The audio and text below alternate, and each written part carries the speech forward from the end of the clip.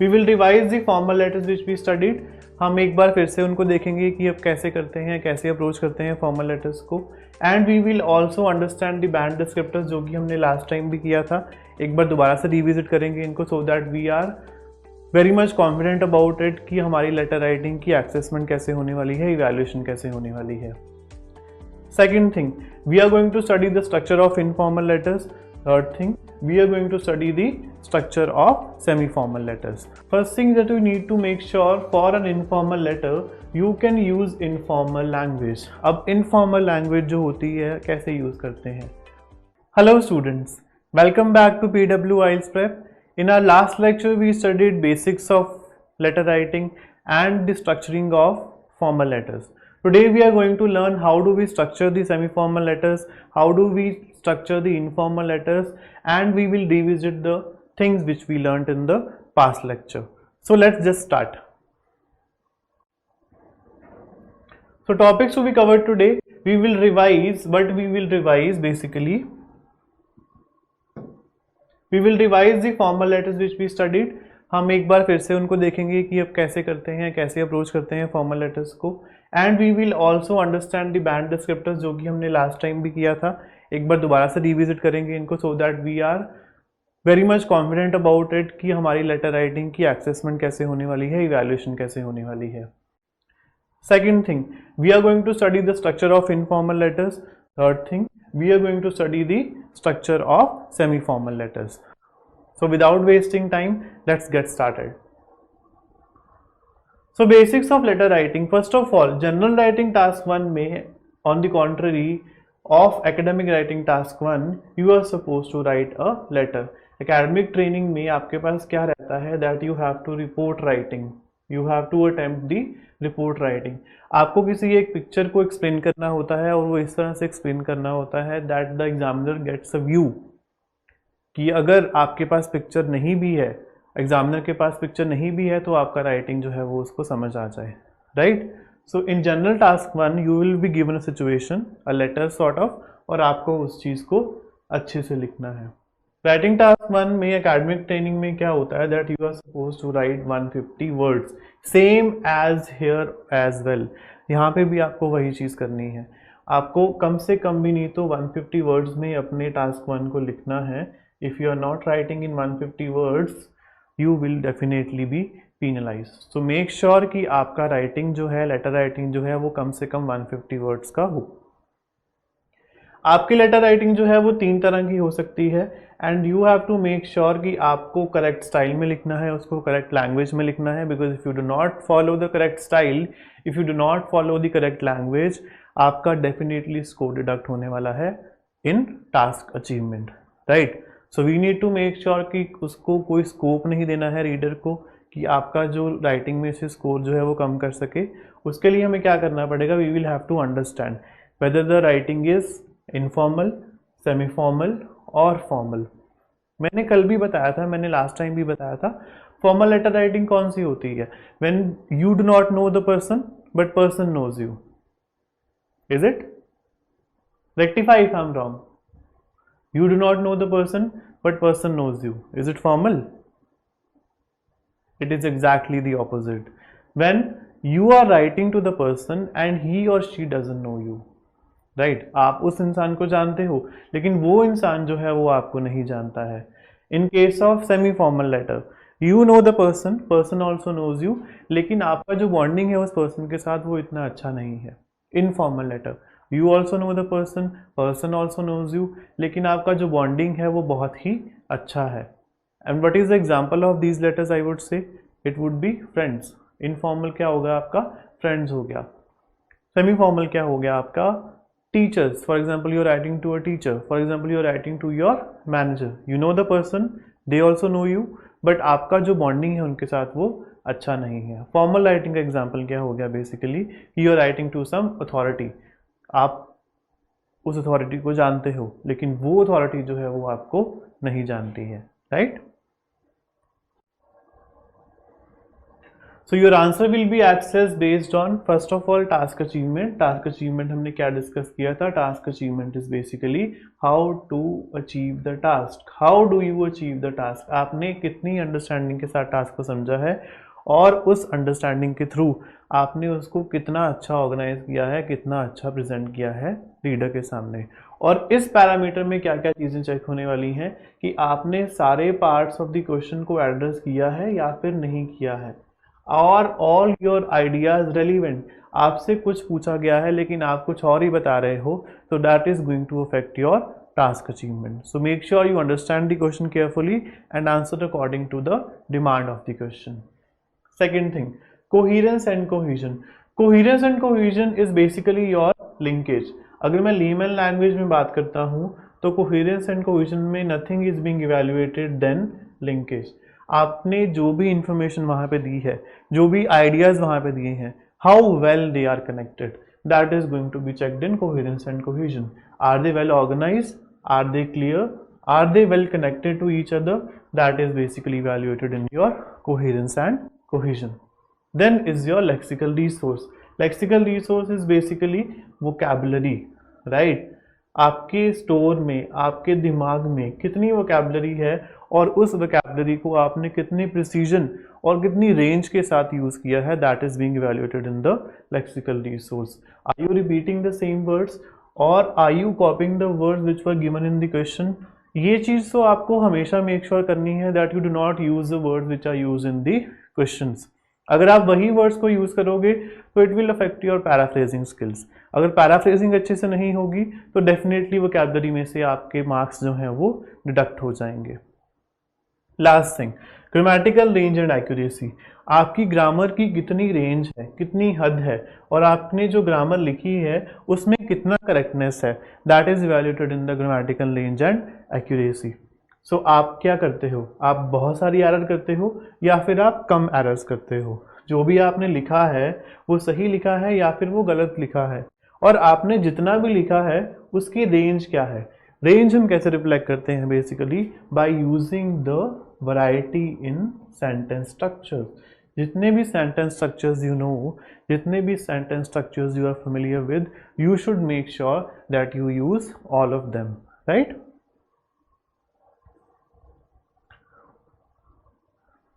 Now let's just look at the sample of general writing task 1. It says you have recently started work in a new company. So I'll mark the keywords recently started work, new company. Write a letter to an English speaking friend. Okay, so you are here writing a letter to an English speaking friend. उस letter में आपको लिखना क्या है? Why you changed job, describe your new job, tell him or her some other of your news. एक तो उसको ये बताओ कि आपने जॉब चेंज क्यों किया, दूसरा उसको ये बताओ कि आपकी नई जॉब में क्या है, तीसरा उसको ये बताओ, इधर उधर की कोई भी आप बात कर सकते हो जो भी आपसे रिलेटेड है, which you want to tell him और her as a friend. Write at least 150 words. You do not need to write any addresses. Begin letter as follows. अब यहाँ पे लिखा है डियर सर और madam. So is it a correct salutation for writing to a friend? If you are writing to a friend, आप उसको sir या ma'am बोलोगे? आप जब भी अपने किसी फ्रेंड से बात करते हो तो do you call that person sir और ma'am? What do you think? Do you call him or her sir or ma'am? तो क्या होगा ये? Is it correct salutation?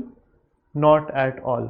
If you are writing to a friend, you should always be writing casually. You should always be salutating him or her casually. वो कैसे कर सकते हो आप? Simply by hello, or simply saying hey, or you could say hello A, B, C, whatever name of your friend is, right? So whenever you are writing to a friend, you should always be a bit of casual and you should make sure that you are writing to a friend. Your writing should reflect that you are writing to a friend. And how do we make sure that we are writing to a friend? By saying hello, hey, and the name of the person. So ये तो सबसे utmost important है. whenever you are writing a letter or you are writing an essay, you should always plan your letter, you should always plan your essay. Writing का basic फंडा ही यही है, you should plan. If you do not plan anything, if you do not plan the essay or the writing, you will definitely lose the track. So make sure आप पहले से ही plan कर लो, अपने ideas को jot down कर लो, ताकि आपको बाद में कोई problem ना हो, right? सो क्या करते हैं लोग usually, they normally do not plan letters. उनको लगता है कि लेटर्स तो भाई सिंपल हैं, जो हमारे दिमाग में आता है वो लिखते रहेंगे, बट ऐसा नहीं है. You really should plan your writing. जो भी राइटिंग आप करने वाले हो ना, even in your reality, even in your daily life as well, if you are writing something you should always plan it out. If you do not plan your writing, if you do not plan what are you going to write, तो you will definitely lose the track. तो ये तो फिर भी exam है, ये तो फिर भी आपका एक फॉर्मल टेस्ट है, right? Okay, so all task 1 questions in general training paper follow the same format. Format जो होगा आपका वो सेम रहेगा. इफ़ यू रिमेंबर, मैंने आपको एक फॉर्मेट दिया था, एक यूनिवर्सल फॉर्मेट दिया था लास्ट लेक्चर में. तो if you have not watch that last lecture video, go and watch that video. They will first tell you the situation. सबसे पहले वो सिचुएशन बताने वाले हैं आपको क्वेश्चन में, कॉन्टेक्स्ट बताने वाले हैं कि क्या डिमांड है, जिससे आपको पता लग जाए कि आपकी राइटिंग की क्या डिमांड है, and the reason why you are writing, and then give you the 3 bullet points. और फिर आपको क्या देते हैं, वो 3 बुलेट पॉइंट्स देते हैं जिनका आपको अच्छे से आंसर करना होता है, making sure that you cover them sufficiently, right? This is great because it means you can follow the same format every time. If it is something which is universal, अगर आपको पता है कि ये चीज़ हमेशा ही होने वाली है लेटर राइटिंग में, it becomes sort of easier for us to understand. It becomes sort of, I would say, a bit of relaxation for us. ये हमें पैटर्न तो पता ही है, सिचुएशन अगर चेंज होगी तो उसके अकॉर्डिंग हम अपनी लैंग्वेज को चेंज कर लेंगे, right? Now informal letter writing का स्ट्रक्चर क्या होता है? फर्स्ट ऑफ ऑल, जो मैंने वहां पे बताया, you are going to salutate him or her by saying hello, hey, hi, and paragraph 1 is going to be why you are writing to the person. Basically घुमा फिरा के आपका वही हो गया कि what is the subject of your writing. हमारी पुरानी लेटर्स में, हमारे बचपन के लेटर्स में we used to write subject ना, तो यहाँ पे IELTS की राइटिंग में हम यहाँ पे भी सब्जेक्ट लिखते हैं बेसिकली, बट थोड़ा सा एडवांस लेवल में, थोड़ा सा मैनिपुलेटेड लैंग्वेज के साथ. Then paragraph 2 is going to be your bullet point 1 and उसकी supporting details. Paragraph 3 is going to be bullet point 2 and उसकी supporting details. Paragraph 3 is going to be about bullet point 3 and the supporting details of bullet point 3. So 1, 2 and 3, हर एक bullet point को आपने एक paragraph dedicate करना है, ताकि reader को कोई भी दिक्कत ना हो समझने में कि आपका कौन सा मैसेज कहाँ पे है. Are you getting me? Then you should close the letter by saying looking forward to hearing from you soon. या फिर सिंपली आप अगर इसको नहीं लिखना चाहते हो because you are writing to a friend, you can simply end the letter by saying lots of love, take care, bye bye, right? This gives a hint to the reader, this gives a hint to the examiner कि आपने letter को समझ लिया है अच्छे से, क्योंकि आप क्या कर रहे हो, lots of love, take care, bye bye, hello, hi, hey, ऐसी लैंग्वेज को यूज़ करके आप उसको रिफ्लेक्शन दे रहे हो कि आपको समझ में आ गया है कि लेटर की डिमांड क्या है, और आपने सारा आंसर जो है उसी के अकॉर्डिंगली फ्रेम किया है, right? Useful language. Useful language हमने सेमी फॉर्मल लेटर की भी डिस्कस करी थी, तो हम इनफॉर्मल लेटर की भी डिस्कस करेंगे. First thing that you need to make sure, for an informal letter you can use informal language. अब इनफॉर्मल लैंग्वेज जो होती है कैसे यूज करते हैं आप बताओ मुझे, drop in the comment section. Informal language is basically you can be a bit of casual, and to be casual you can add some idioms in the letter writing. आपकी जो भी रिस्पॉन्स है, आपका जो भी आंसर है, if you include may be 1, may be 2 और may be 3 idioms in that letter writing, तो आपका हिंट वहाँ से क्लियर हो जाएगा कि आपकी लेटर राइटिंग की डिमांड क्या थी और आपने उसको अपने फ्रेंड को लिखा है. That does not mean that you can write you would like in a text message. उसका मतलब ये नहीं है कि इनफॉर्मल लिखने के लिए कुछ भी लिख दो. You are not supposed to be writing love, because, OMG, ठीक है। तो ये चीज़ें नहीं लिखनी है, जस्ट थोड़ा सा उसको इनफॉर्मल टच देना है। कैसे? By using idioms. Idioms is the best way to give it an informal touch, और उससे आपका इंग्लिश भी है जो है खराब नहीं होगा। Because one thing which you should remember is after everything it is your English language test, और आपका ग्रामर भी चेक होने वाला है और आपके स्पेलिंग्स भी चेक होने वाले हैं, ठीक है। So I repeat once again, ये short forms, abbreviations, OMG, LOL, emojis, ऐसा कुछ नहीं यूज़ करना है वहाँ पे। You have to behave very normally, you have to behave respectfully even if you're writing to your friend. You can use contraction here, I have, I'd, I am, and if you want you can use the idioms as well. I am again emphasizing, अगर आपको letter writing करनी है and you're writing to a friend, idioms are going to be your savior. If you are writing idioms and you are using contractions, तो उससे आपका task achievement जो है that would be up to the mark.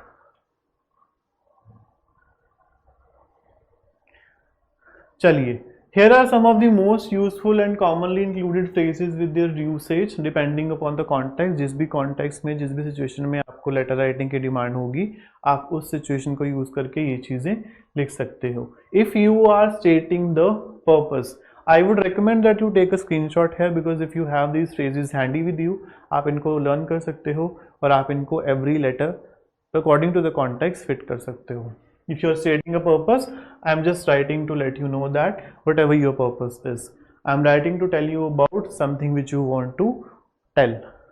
If you are apologizing from your friend to your friend, I am very sorry about something, I'd like to apologize for something, giving bad news about something, I'm afraid I have a bit of bad news for you, and you can start talking about the subject of the letter. If you are in any case asking for help, तो आप कैसे बोल सकते हो? I'd be really grateful if you could do something. I was wondering if you would give me a hand with something which you want him to do for you. I was wondering if you would do me a favor, right? So you see, all of these language phrases are very common. You might be using them already in your daily life. उनको बस अच्छे से refined language में present करना है, so that it gives the impression that you know your English language, right? उसके बाद expressing satisfaction. I was over the moon to hear about something. I was thrilled to find out, जो भी आपकी information है, जो भी आपका subject है. If you are ending your letter, if you are going to close your letter, तो आप क्या बोल सकते हो? Wish you all the best, या फिर simply all the best, या फिर stay, keep in touch, या फिर take care, bye bye, whatever you wish to tell. Checklist. Now once you have planned your writing task 1, general writing task 1, आपको एक checklist जो है वो अपने दिमाग में फीड कर लेनी चाहिए कि आपको उस चेकलिस्ट के अकॉर्डिंगली सारा प्लान चेक करना है before you right. What is that checklist? You are going to ask some question to yourself. First question is, have I read and thought about the instructions carefully? क्या मैंने instructions को carefully पढ़ लिया है? क्या मैंने देख लिया है कि वो formal है, informal है, या फिर वो semi formal है? Am I sure that this is an informal letter? Sometimes क्या होता है, we get mistaken. हमें गलती लग जाती है that it is an informal letter, लेकिन वो होती नहीं है। आप लैंग्वेज चेंज कर दोगे अकॉर्डिंग टू इनफॉर्मल लेटर, और वो अगर इनफॉर्मल लेटर ही ना हुआ तो आपका डेफिनेटली स्कोर जो है वो डिडक्ट होने वाला है। तो make sure you become sure कि वो इनफॉर्मल लेटर ही है। Is my plan well done? क्या आपने प्लानिंग अच्छे से कर ली है? Before you write anything, I am again emphasising, plan and jot down your ideas. If you have planning in your hand, if you have jotted down your ideas, तो आपका writing कभी भी खराब नहीं होगा। Have I covered both the reason of the writing and 3 bullet points? You have to make sure कि आपने तीनों bullet points को cover कर दिया है और आपने reason को लिखा है। basically what is the reason why you are writing? that is basically your subject of the letter. Have I supported each bullet point with relevant details? आपने जो भी लिखा है उसको अच्छे से सपोर्ट किया है या फिर नहीं किया है? Because if you have not supported your ideas, you have not supported your language, you have not given details, आपका CC और TR दोनों ही खराब होने वाले हैं, right? Have I use informal language? क्या आपने उसमें इनफॉर्मल लैंग्वेज डाला है? What is the best way to use informal language? idioms are the best way to use informal language. Have I use paragraphing correctly, क्या आपने अच्छे से paragraphing करी है? इसके लिए आपको क्या करना है? Always leave a line and answer all bullet points by dedicating one paragraph each. Are my idea clear and easy to understand? जो भी मैंने लिखा है वो इस तरह से लिखा है कि वो एफर्ट नहीं लगाना पड़ रहा है उसको समझने के लिए। If it is easy to understand then only it is going to be band scoring. Have I avoided copying the question and varied my vocabulary? क्या मैंने क्वेश्चन में से ही वर्ड्स उठा के लिख दिए हैं या फिर मैंने अपनी वोकैबुलरी यूज़ करी है, अपने वर्ड्स यूज़ करे हैं?